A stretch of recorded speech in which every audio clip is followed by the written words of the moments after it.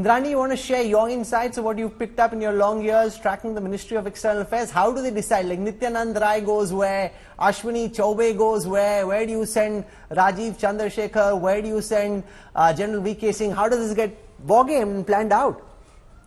Well, I think it is largely random.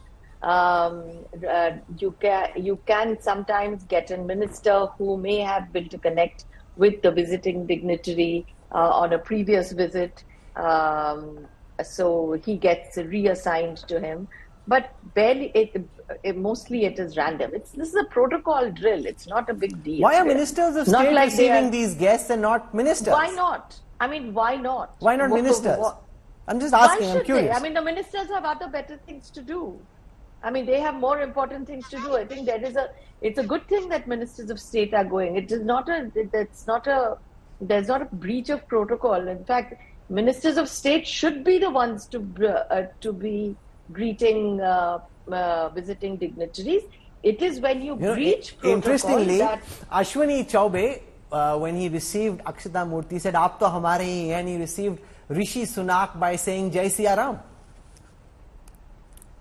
Well, Rishi Sunak said Jai Siya Ram very recently when he inaugurated that in a news center by Murari Baba. That's true, and there's talk about him going to the Akshardham temple tomorrow. So he's been out and about. He obviously feels very comfortable at home. He spoke about the time he and Akshata had spent in Bengaluru in their time here. And remember, Narayan Murthy, very proud of his daughter and his son-in-law quite naturally. He doesn't speak in public about them, but in private tells stories of how he's very proud of how they're shaping up, and very naturally, as any father would be. Now, I want to go across to Andrew Lewing on our next guest, expected any moment from now, the Chinese Premier Li Qiang, who will be here in a moment from now. He's a very close associate, seen as a very, very close aide of Xi Jinping. So everything he says and does is really carrying forward the president's message and the president's brief. Andrew? Oh, you're asking me. I didn't Yes. know.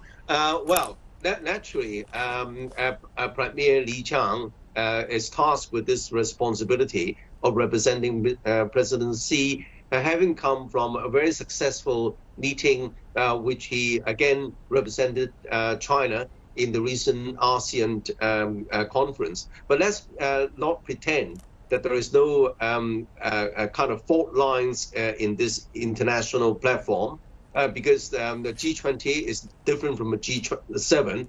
There's a number of countries in the Global South, India included, China included, and also Russia, if it can be included as a Global South. Then their agendas are sometimes and often at odds with what the West expects the world order to be.